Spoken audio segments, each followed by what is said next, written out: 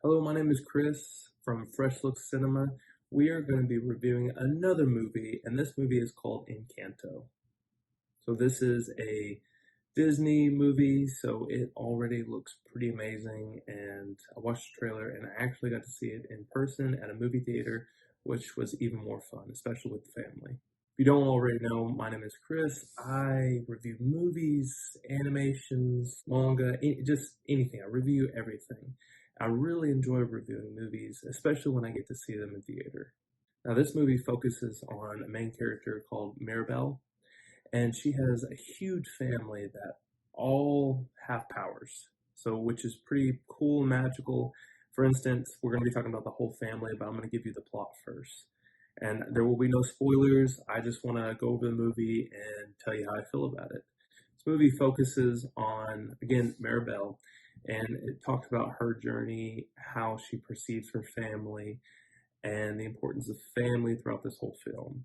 So, giving you kind of a layout, it starts out with her grandmother, talks about her grandma Abuela and how she struggles at the very beginning of the movie. So her husband and her live in this small community.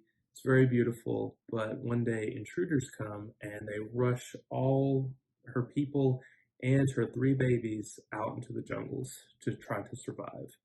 So they're out in the jungle trying to survive, and their intruders finally find them, and her husband goes out and tries to talk to them, but unfortunately the intruders hurt him to the point where he can't come back. So Abuela is with her babies, her three little babies that she just had, and a candle. And all of a sudden, as she describes it, a miracle happens, and the candle lights up and blows back the intruders out of the land that was surrounding them, and out sprouts this huge magical house that has a life of its own. And the land around the house and around her community start to erupt, and mountains begin to build. And it seems like the candle produces this miracle that encompasses their whole community and gives them pretty much a huge area of protection from the intruders or anybody that's trying to hurt them.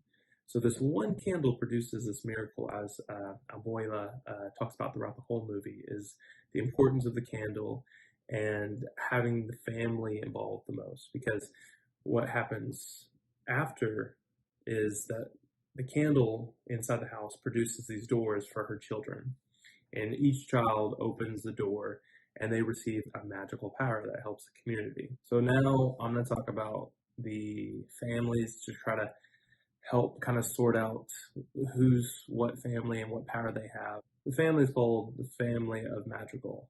So these family members have specific powers based upon this magical house that gave them the power after the miracle happened.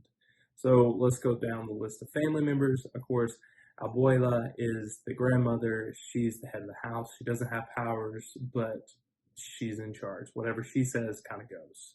Next are the three children. You have Tia Pepe, which her mood controls the weather. Next is Bruno. He sees the future. And finally, Julieta. Julieta cooks food, and then whatever injury you might have, let's say you have a broken wrist, you eat something that she makes and it automatically fixes it. So each power is pretty magical and amazing in its own right. But then they go a step further and they have children. So the children also have powers as well. You have the cousin, you have Camilo that shapeshifts, can turn into any person.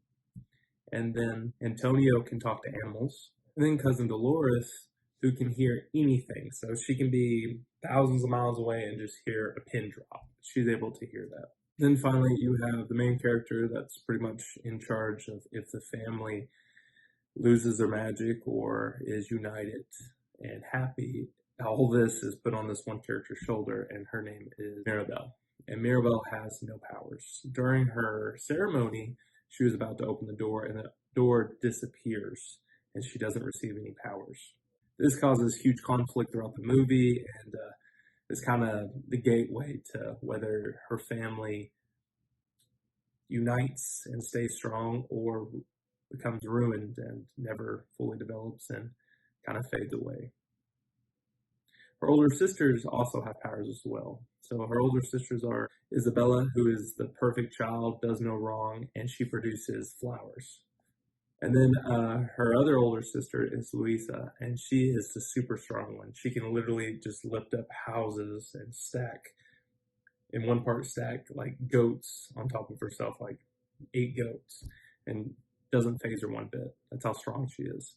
So each of these characters have their own special magical traits, and it's quite interesting watching and seeing how each character kind of relates to the main character, which is Mirabel, and how their family dynamics work. Because this whole movie is based upon family. So seeing their family dynamics and how they can complement or hurt each other really affects how the ending is going to happen. So that's the big mystery, whether the family is ruined or the family unites. And again, that's the main focus of the movie is family. And at first, it's all about family, but later on in the film, it starts focusing on the individual family member and how that really affects the family as a whole. My feelings on this movie were, at first, I didn't really like it. I was watching it, and at the very beginning, they were singing. And I don't mind Disney films, but some of the singing can kind of put off any actual adults like watching the movie. But it was very nice. At first, it was kind of boring, and then the singing kind of picked up, and it was very addicting. I mean, hearing the songs are very catchy, very informative about character development, character feelings, and also just information. One of the first songs talks about the actual family, and it kind of shares information of who has powers, like what is their connection with the family. So it was really interesting having that beginning singing part of the song. It's actually called like the Family at Madrigal, so it's actually talking about the whole family. So the sing along is kind of just describing each family member and their special power that they have. It's interesting each role these characters have. So each character that has these special powers has a role in the community.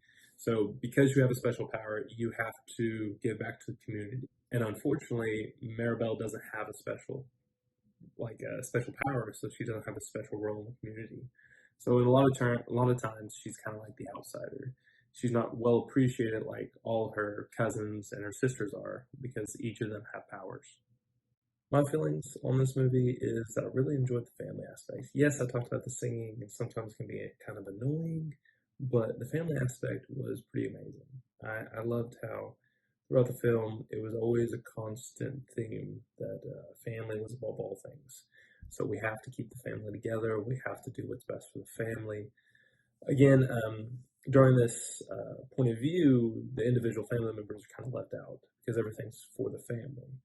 So I loved how the Disney team kind of just pounded that in that this movie's about family, and I appreciate that. Having a big family myself, it's really nice to see that a family type movie was produced that focused on the individuals as well and what's best for the family. So I really enjoyed that. I think a lot of kids, because my 4 kids loved it.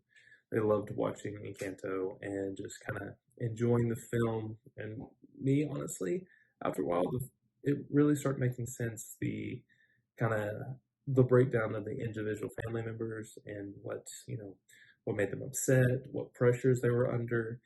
It really, really hit close to home of each of my family members. So I was like, oh, okay, well, I can relate to that character, or one of my family members could relate to this character because of what was happening. Or you always have that strange family member that you could always be like, oh, that character reminds me of this character. So it was very easy to relate to each of these characters in their own individual ways and how they affect the family as a whole. Because I was doing a lot of reflections and be like, oh, okay. So that family member reminds me of this family member. So it was interesting seeing that aspect and applying it to my own family.